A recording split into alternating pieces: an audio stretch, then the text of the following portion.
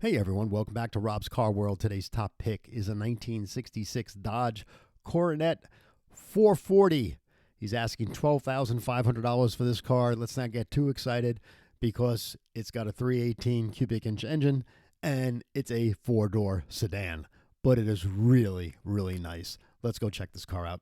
I found this car today on Facebook Marketplace. I think you'll like it. The car basically is a four-door sedan, really in nice shape. Looks to be well cared for. It's up in New York State. It's got a vintage plate on here. You know, the Dodge Coronet ran for 7 generations, from 1949 to 1976. And then there was a 5-year gap between 1960 and 1964. So when the 1965 Dodge Coronet came out, it was a brand new brand new generation, so to speak. So this is now the 6th generation that ran from 1965 to 1970. And there was a refresh with this car between 65 and 66. Now, the 65 model year was a big year for high performance, right? I mean, this was every kid's dream. Every AMT model that I built as a kid, we were trying to make them like a gasser or funny car and such. And the Dodge Coronet was always the one to work on. And Dodge did build a number of shortened wheelbase race cars for NHRA at the time. But I'm just using this photo here because we're talking about a four-door sedan that we found today. But this is the grille, and the look changed from 1965 to 1966, and it's a one-year only look. And I always like that about models. When you can get a one-year only look, that's kind of very special too. So this car here, again, ran from 1965 to 1970. The 66 was 1 year only. The 318 cubic inch engine was about 230 horsepower back then. And again, the 440 nomenclature on the car was just the name of the car. It didn't really correspond to what engine was in it. They also made the Coronet 500 as well. So, there was a little confusion with there. But back in 66, there was no confusion because manufacturers really didn't tie the name with the actual engine size until back to, late 60s and 70s and such. But this is a very nice car. I think this car looks really in nice shape. For $12,500, you'd be hard-pressed to find something as nice as this. The photos that we're seeing here are definitely not current photos. They must be spring or summer.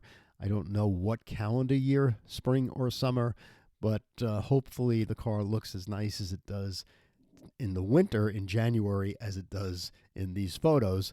That's always the first thing to ask, if you have some current photos. But beautiful greenhouse, really upright, white painted roof, looks really nice, beautiful windows and glass, and all the chrome work everywhere that I can see in the photos look absolutely beautiful. The trunk lid here, the chrome work on the bumper, the side moldings. The photographs are really poor because he doesn't give us a side photo of the car on both the right and the left side. So we're going to have to assume that the panels here on the sides, on both sides, are as nice as the rest of the car. So again, those are the things that you want to investigate if you're going to pursue this car on Facebook Marketplace based in New York State. You can see the person's an enthusiast. He had it at car shows and things like that, and a couple of stickers back there. But the trunk looks really nice. The rubber stripping looks kind of original, And I love the box in the back of the trunk. In the 1960s growing up, my dad always had a box in every car he owned. And it was like a ritual, like every 6 months you change the box. And in the box was Windex and paper towels and oil and things like that. But nobody does that anymore. But it made sense, made sense. Anyway, the engine bay looks really nice. Maybe repainted engine block here. I don't think the engine was out of the car, but it might have been. But it looks like to be a very honest car. Even this little rubber grommet here that adjusts the height of the hood, that might be the original paint wear that comes from just slamming the hood on the car all these years. Again, I don't think this car was repainted. It looks to be very honest and original. Engine bay photo is very nice that he gave us. I love the simplicity of the days in 1966 where you had a carburetor. You had probably a 2-barrel carburetor too. You had an gas filter here, very simple. You could change that right away for less than 50 cents back then. I don't know. You had a belt here that ran your alternator. There was no air conditioning. There's your power steering. There is no power brakes on this car. You have a single circuit braking system. So one of the first things that you want to do is modernize the brakes on this car. So they're power, and you have two circuits going, one to the cross-matching front to back, front to back. So the car is a little safer and things like that. Now, these are kind of like unit body type cars, so you always have to be careful for rust. But again, here's the shock tower here in the photo, and I don't see any rust anywhere. That's normally where you start seeing some rust and things like that. I think this has a torsion bar suspension back then as well. Look at that beautiful dashboard, original steering wheel, beautiful seats and upholstery. The door panels look really nice. Everything looks very original. Roll-up windows and things like that. Yeah, I think this car is really nice. Speedometer, 120 mile an hour speedometer. You do have some gauges.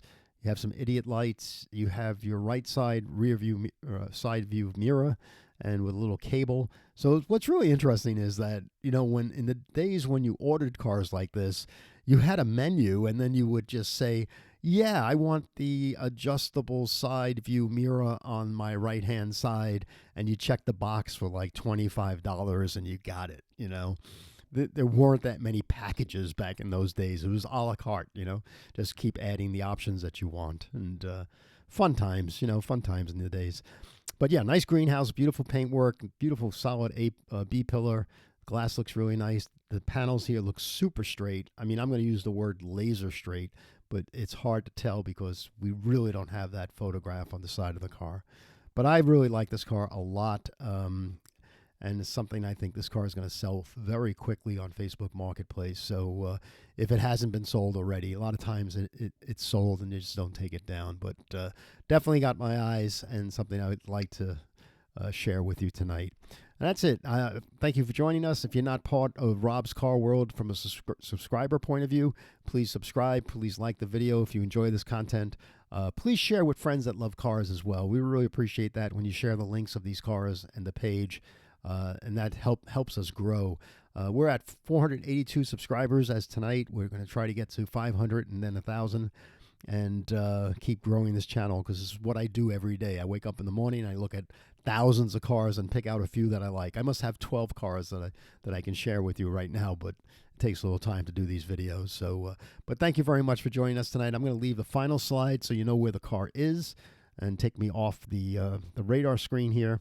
The final slide is right here. So it's a top pick, 1966 Dodge Coronet 440, 318 cubic inch engine. Search Facebook Marketplace. There's the actual item number. If you just search Dodge Coronet in New York State, this car will come popping out you. So I'm thinking this car is going to sell pretty quick, though. So enjoy, and thanks for joining us today, and I'll see you again here real soon. Have a good night.